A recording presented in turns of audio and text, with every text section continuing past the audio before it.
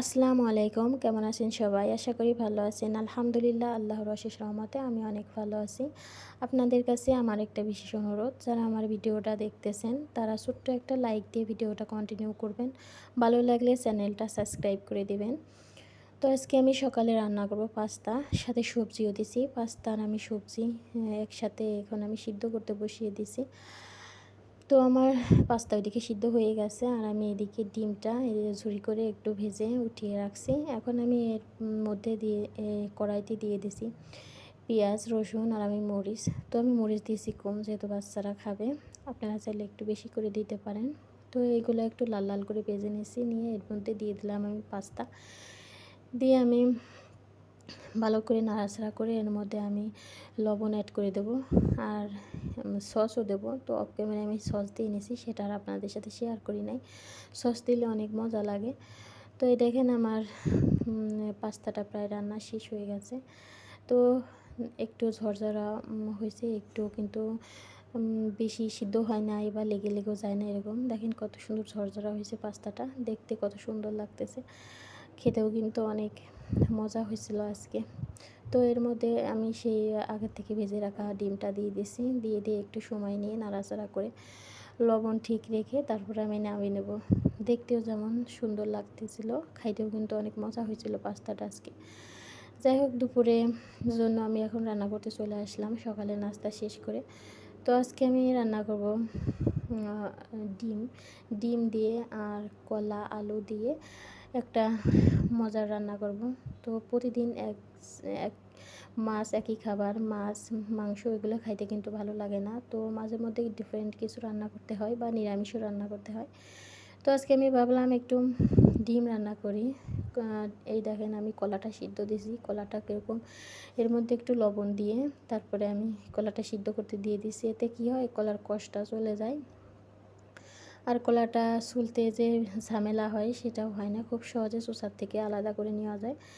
কলাটা আমি আগে চোষার সাথেই দিয়ে এরকম কেটে সিদ্ধ করতে দিয়ে দিছি। তারপরে এইদিকে আমি পেঁয়াজ, মরিচ এগুলা ভাজতে দিয়ে দিয়েছিলাম। তারপরে একে একে বাকি মশলাগুলো দিয়ে আমি এই মশলাটা কষিয়ে নেব। তো এই মশলাটা কষানো হলে আমি এর মধ্যে অফ ক্যামেরায় ডিম, তারপরে কলা এগুলা ধুয়ে পরিষ্কার করে তারপরে আমি হালকা ডিমটা তেলের মধ্যে ভেজে নিছি, যেটা অফ ক্যামেরায় করছি, ক্যামেরায় আপনাদের মাঝে শেয়ার করা হয় নাই। আসলে এই রান্নাবান্না নিয়ে, বাচ্চা কাচ্চা নিয়ে এত তাড়াহুড়ো লেগে যায়, যে কারণে সব কিছুই ভিডিও করাই আসলে সমস্যা হয়ে যায়। মাঝে মধ্যে দেখা যায় এখানে তো আর কেউ নেই, বাচ্চাদের কোলে করে নিয়েই রান্না করতে হয়, তারপরে আবার ভিডিও করা কতটা টাফ।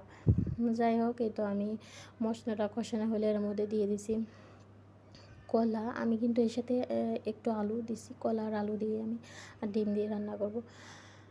আর এই দেখেন ডিমটা আমি হালকাই দেখেন ভেজে নিচ্ছি তেলের মধ্যে। ডিমটা আর কলা আর আলুটা দিয়ে আমি একটু ভুনা করে নিতেছি। এখন এর মধ্যে দিয়ে দেবো আমি গরম পানি। তো গরম পানি এটা অপশনাল, আপনারা চাইলে ঠান্ডা পানিও দিতে পারেন। গরম পানি দিলেই ভালো হয়, তাহলে তাড়াতাড়ি রান্নাটা শেষ হয়। আর যেহেতু বোনা করতেছি, এটা গরম পানিটা গরম হলে তো ভালোই হয়। একটু সময় নিয়ে কষিয়ে তারপরে আমি দেখেন গরম পানিটা অ্যাড করে দিয়েছি। তো তরকারি দেখতেটাও যতটা সুন্দর লাগতেছিল, কালারটাও যেরকম সুন্দর, দেখতেও যেরকম সুন্দর, খেতেও কিন্তু অনেক বেশি টেস্টি হয়েছিল। তো আমার আপুরা ভাইয়ারা যারা দেখতেছেন, এরকম করে একদিন কলা দিয়ে ডিম দিয়ে রান্না করে খেয়ে দেখবেন, আসলে কিন্তু অনেক মজা লাগে। আর পানিটা একটু বেশি করে দিতে হবে। তো কিছু কিছু কলা আছে দেখা যায় গলে গিয়ে ঝোলটা একদমই ঘন হয়ে যায় রান্না শেষ হওয়ার পরে, যে কারণে একটু পানি বেশি করে দিলে ঝোলটা অত বেশি ঘন হয় না। এই দেখেন আমার রান্নাটা শেষ হয়ে গেছে, আর একটু জাল করে আমি রান্নাটা নামিয়ে নেব। আর এইদিকে বিকালের দিকে, তো যেহেতু এখন আমের সিজন, আর আলহামদুলিল্লাহ মালয়েশিয়াতে আমাদের এখানে সারা বছরই আম পাওয়া যায়। তো কেমন জানি মনে হইতেছে একটু আম মাখা করে খাই। আমগুলা দেখেন আমি মেশিন দিয়ে একবারে কুচি কুচি করে কেটে নিয়েছি, চাকু দিয়ে কিন্তু এতটা চিকন হয় না। তো আমি এই দেখেন একবারে মেশিন দিয়ে কত সুন্দর করে কেটে নিয়েছি চিকন করে। তারপরে বেশি কিছু দিই নাই, এর মধ্যে মরিচ দিয়ে লবণ দিয়ে। তো একটু বেশি টক লাগে, যে কারণে আমি একটু চিনি অ্যাড করব। তো চিনি অ্যাড করলে আরও বেশি মজা হয়। তো একটু মিষ্টি মিষ্টি হয়, টক ভাবটা কমে যায়, আমার কাছে ভালো লাগে। তো বিকালবেলা ভালোই লাগলো, আম মাখা করে খাইলাম। সত্যি এখনই মানে মনে হইতেছে আবার একটু মাখায় খাই। তো টক জিনিস কিছু কিছু মানুষের কাছে অনেক ভালো লাগে, আমার কাছে অনেক ভালো লাগে। তো আমি মাঝে মধ্যেই খাই। আর এই দেখেন বড় একটা মরিচ, এই মরিচটা আমার ছেলে দিয়ে দিছিল, এর মধ্যে আমি খেয়ালই করি নাই। তো একটু ঝাল বেশি হলে আরও বেশি ভালো লাগে, ঝাল আর মিষ্টি ভালোই লাগছিল আম ভর্তাটা। যাই হোক, ভালো থাকবেন সবাই, আল্লাহ হাফেজ।